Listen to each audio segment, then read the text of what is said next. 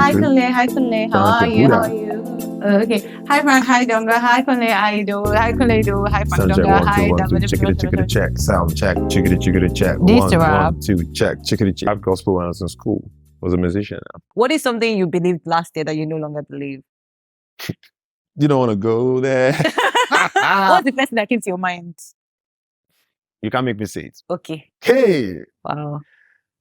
But I think that's the This real is one, a down Sha. moment because I used to really believe, Nigeria, we can do this thing. We can almost there. Nigeria, just push. We can, just come out in elections and, we can, people can really change. Like Nigerians, we cannot come together and be honest and also can like come together and say, okay, this country needs a new mindset.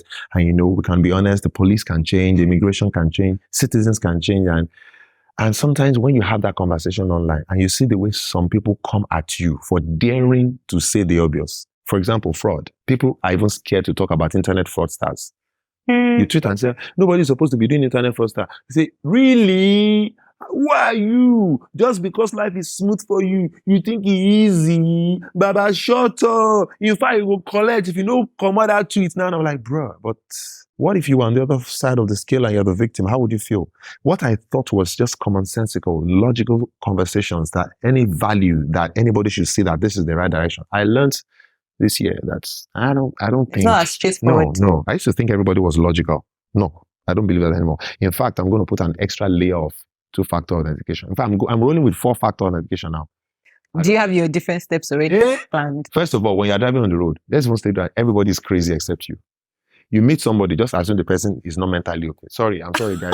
Including me. When you meet me, assume I'm not mentally okay. You know why? I can appear mentally okay outside, but inside, I've just gone through an experience that's messing with my brain. Or maybe I took a medication that's messing with my judgment or my coordination. Always be cautious. Don't assume this joke I'm going to crack is going to fall right on the person and he's going to take it as a joke. Don't assume this word I'm going to say. I was just teasing her now. Don't assume. Just be cautious. Test the waters first. I have levels of authentication. Authentication has to be done. Just assume it's, assumption, like they say, is the mother of frustration. Oh my God, people don't know you studied agriculture, which always shocks everyone. I remember the day that we had a full-on conversation about how you can know, eggs that are, like, we've had the most random conversations. Oh my God. You and I have talked about the most crazy, random, diverse topics. Yeah. That's how good you are. Wait, are you planning to do this like for a living, for life? You're so good at conversations. No, but really, that's one of the things that bettered this because, I was like, every time I sit with my friends, I would have conversations, and the conversations are so deep. Like, they're very random, very relaxed. It sounds like normal conversation. How do you do this? I don't even know. It's a superpower. Please, people should come and sponsor me so I can meet more people. I think it's that sincerity about you. I mean, a lot of people will probably slap on some synthetic material. I didn't call it wiggle, please. Please, so I didn't say anything. And they will really go heavy on the, the makeover exterior. I hear you say makeover exterior instead color of makeup. design. No, I said exterior color design, color wheel selection, complementary and synergetic hues. I'm just saying, but there's just this even when you're wearing makeup and you're wearing designer outfit, there's this way you just carry yourself and the choice of words you use. It just makes someone feel comfortable in your presence because I think that's sincerity. There's also genuine curiosity, right? Like if you're really interested in someone and you really want to know about them. Sincerely, you just want to know, wow. And there's this non-judgmental thing about you. There's no, if I talk now, maybe she will know. It's wow. Like they actually open-minded say, okay, well, even if you don't agree, you don't show it instantly. You're like, wow, let me just take it in first. Later when I get home, I will start thinking, we can rubbish Frank talk. But you never know. No, you never used to say rubbish. But you would never know honestly, you never know what you can get out of a genuine conversation. And you don't know what you might learn. One thing I always do is I quiz my thoughts and belief. And I'm like, okay, it's okay to not believe what you believed last year, and it's normal. Yeah. One final thing though, because I know you're in a hurry and we need to let you go. Oh my God, I don't want to let you go. But please, let's let you go, please. Because first, I wanted to, the last time we had a conversation on, which was the very first iteration of this, was the IG Live, where we spoke for almost 4 hours. Hey! Yes, it was almost 4 hours now. This is my mouth. I talked for 4 hours we did online. 2 hours. People kept begging you to come back because they couldn't believe you were, in agriculture. They couldn't believe how many languages you could speak. How many languages can you speak, actually? Who's counting, though? I'm counting. But I am pretty comfortable with Yoruba. I try myself small in English. Je fais mes meilleurs avec le long concert. That's pride. Alors, fun fact, you actually learned French listening to the radio. Language tips and radio. I did a lot of East African radio channels. My father's shortwave radio. After I learned a bit for French, I bought a phrase book and a cassette. I would listen to it back to back, morning to night. Then I would switch to East African radio station. I would just be dun, dun, dun, dun, dun, dun. You are playing love. I listened to tons of Makosa just because I wanted to learn French. Because I'll be listening to and they would be speaking French, and I'll be trying to catch one word and look at it in the dictionary. Oh my, I went through Sha. But anyway. But how fluent? Like if you rate yourself from A to C, where are you? No, I'm still elementary. Until like I can. B1. J'écris l'examen I hate that I understand. le langue. You wrote an exam? Oui, depuis longtemps. Okay. À Ibadan. À CFTD à Ibadan. L'examen, c'est langue, diplôme, études de langue française. J'ai oublié maintenant. C'est A1 en français. Mm-hmm. Mais c'est ça. A1. Je fais mon moyen avec le langue. This is not bad now. This is like B1. Do you write better than you speak? Non, je ne crois pas. Je ne crois pas. C'est parce que c'est très facile. I write better than I speak. Non, je parle. C'est difficile Je parle plus que je crie. You will go and Google it or use Google Translate to listen to this episode. Use Google Translate to listen to this episode. J'aime bien le langue français. It's killing it. Il y a un son. Hausa now, I know. Ama. Show yourself now. Show yourself. You people, please, if you're out there and you need somebody who would do different languages which is one thing I wanted to ask you because I saw you at Ololade and I'm like, why didn't you voice your own voiceover? Are you allowed to talk about that? I'm available.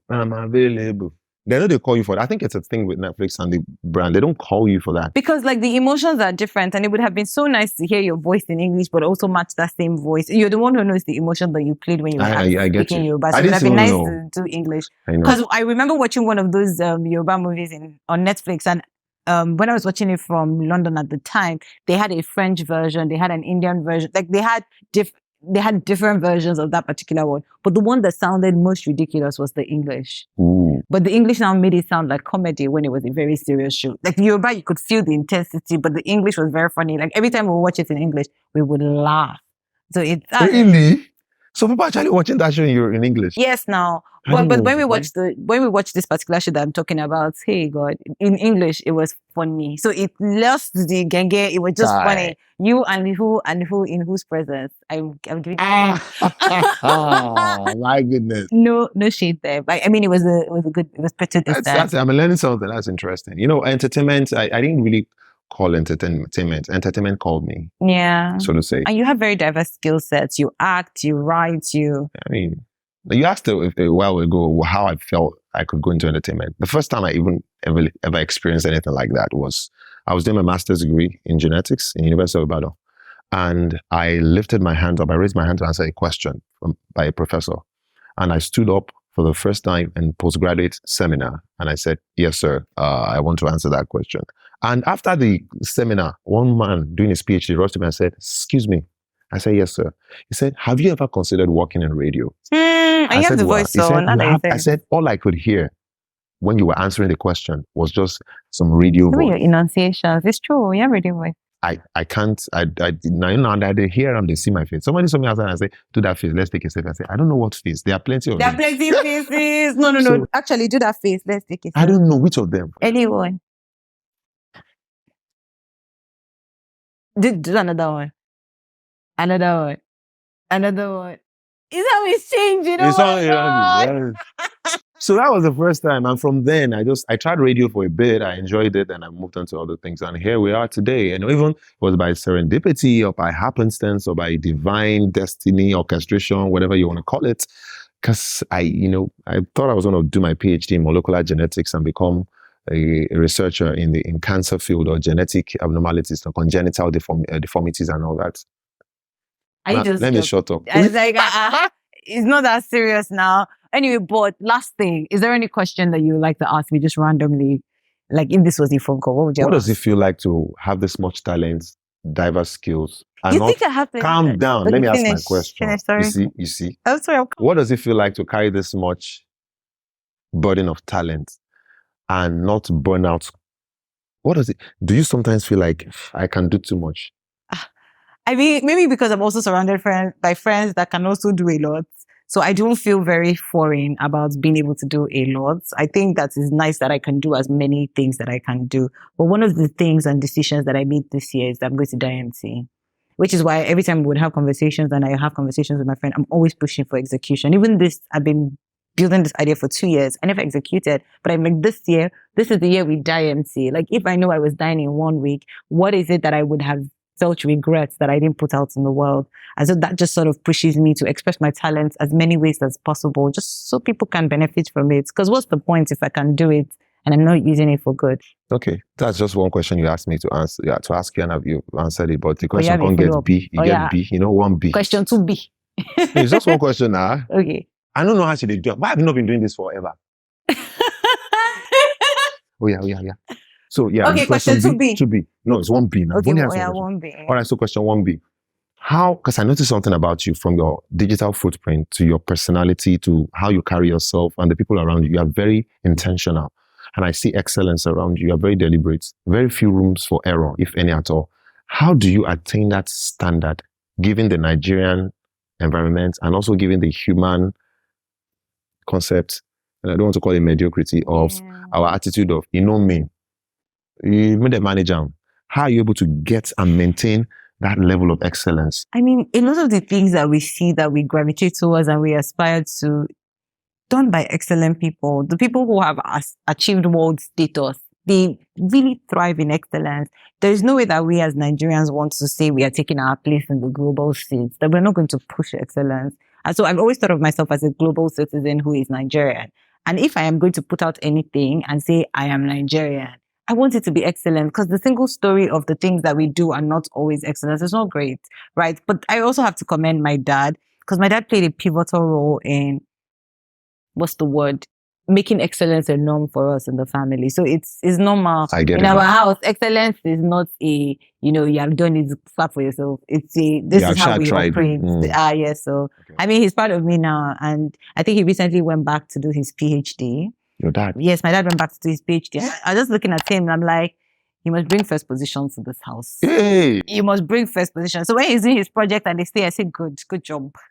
Good job. Because you cannot have pressured us to have excellence and you will not come home. But he actually had a distinction with his project and everything. So super proud. He maintained his. Good. I mean, and I think those are the kind of people I think people should surround themselves with. I mean, it has to bring value. So you were speaking about the way that people just honor mediocrity. Yes, we kind of reward mediocrity. This one, you don't try rich. More just need to do, that drive. It keeps me up at night. Whatever I'm doing, is that the best way I could have done it? If I sweep the floor, now people give it names randomly on social media because everything is ADHD now. Calm down. It's just excellent. You don't have attention deficit. You don't have compulsive behavior. It's just normal human being. I sweep the floor, I go back again, check the dust.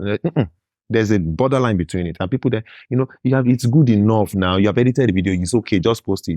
Now there's a thin line between the perfection and being overbearing yourself. Yeah. But at least I would rather fall to that side of the scale than do sloppy back to back and just, even if it looks sloppy, if it's intentionally sloppy, it might be a style. But just letting things happen just because I can't kill myself.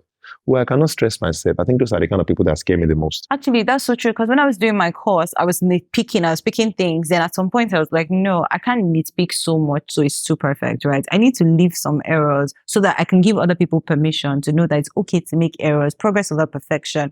However, I also know that if my name is going to be on something, if they're going to say, Blessing Abeng did this, it needs to be great. Because I won't be there to defend myself and make excuses and say, oh, lights did not work, this did not work, that did not work. It doesn't make any sense.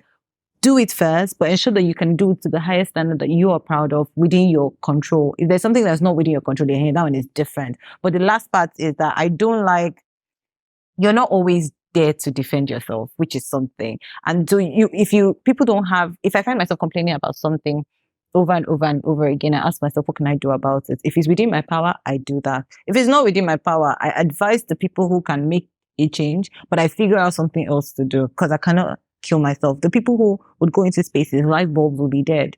It wouldn't occur to them to do anything. I wrote an article on LinkedIn about, why I always clean public toilets. And everybody asked me, that's disgusting, And I'm like, no, when you go, because I interact with public spaces a lot, airports, cinemas, everywhere, you go to places and the person who used the restroom before you may have splattered the place, Now there's a line outside. When you come out of that place and you just tiptoe and use it differently, when you come out, will you explain to the next person who is coming in that is not you? Because you didn't see the face of the person who left. Will you explain? But you can just clean it, make it better for the next person to have a better experience. So that's how my brain sort of processes this thing. And I think it helps. So if you're out there, if this helps you, I mean, you can read the article. Yeah. Excellence. I know. Live for excellence. And I learned something about you also today, try and die empty, everything you want to do, make sure you express and explore, but then I know how that is going to turn out for you, because whatever you're doing, you have at the back of your mind, it has to be excellently done. You don't need to do everything or just anything, but whatever you want to do, put enough effort. And I remember coming to your wedding. I was just telling somebody this morning, I said, man, I'm with this lady and house and a hobby that if you check out the wedding, 100 guests. Am I allowed to say this? You can talk about it. Yeah, because you are very precise about the guest list and the number, and you were very precise about the location and the decor and the kind of music. It was very precise. It was intentional. Please tell them you liked my invitation. That invitation was thoughtful. Thank was you. out of the box. Thank Literally you. out of the box. It was actually, but actually, I have a book about it. So if the thing is hungry you to know, I'll put the book in the link. And I wish there were more people like you. I wish you would interfere with a lot of young people, to imbibe that spirit of excellence and know that, it's just excellence is not just something that, we wake up overnight and, it's just there. You work at it. You have to be intentional. This is what I'm going to represent. Something well done. Everything I touch, the next person has to look at it and say, wow, the gods were here. That's such a great way to end. And I remember my TED talk that I did in this year, 2023, I think. One of the things that I talked about was like the power of contribution. Because by you contributing and by you sharing and telling stories about, just doing a research or you might not be recognized, but you create an extra layer of ladder for somebody else to step on and do the next thing. So that's really great. I'm so proud. Thank you so much. Any last words? No last words, Abeng. What's your best part of 2023? What was your best part of 2023? I'm still spending it. I've not seen the best part because every part of 2023 has come with its own unique surprises. But you survived. Yeah, maybe that's the best part. I'm alive. That's why I'm saying we're still spending it. But so far, it's been an amazing year. A year of discoveries, a year of exploration. And for me, it's been pleasant overall. Last part, how do you keep your relationships? How do I keep them? Yes, how do you nurture them? Because you how seem do I to be nurture? Yes, because you seem to be very deliberate and good with them. Yeah, I'm the kind of guy that will not wait for your birthday to call you up when I miss you. I just randomly thought of you. People that I value are always on my mind. Even if I don't talk to you in 6 months, it doesn't mean that I've forgotten about you. And there's always something I value about every relationship I keep. There's always something unique about people around me. And I always try to follow them up on that. How are you doing? The world we live in is a very complicated one. And I think people need to be sincere enough in their relationships with people and be genuine enough to care about how the other person is feeling and how they are faring. Don't wait till you need people to call them. Out of the blues. If you really care about people, it doesn't mean you have to call them every weekend. It can be once in 3 months. Send a text if you are busy. The moment you remember, do you care if your friend is alive or not? Do you care if they're happy or not? What can you do to make the next person's life better? That's what I live for. I live thinking, what can I contribute? What can I give? And I think if more people live every day, woke up in the morning and ask themselves, what can I do today to make this world better? Who can I call to make his or her day better? What can I give to make the next person happier? A better person, a healthier person, a wiser person. What can I contribute? We need to change our mindset from a life of take. What can I get? Where can I collect this? Who can give me this? Where should I download this? Where should I? No. Always think of what can I give? And that's the true way to die empty. Oh, fire. Thank you so much. I'm so glad that I got to do this conversation with you. I know we had done a virtual one that was 4 hours long. So I'm going to link that one. So anybody who is not okay with how long this one is, they will go and find that one and just sort of dig deep into us gisting and playing around right after lockdown. Thank you so much for honoring my invitation. I really, really appreciate it. It's been a pleasure. Thank you. High five. Thank you. Good job. Good job to you. Nice one.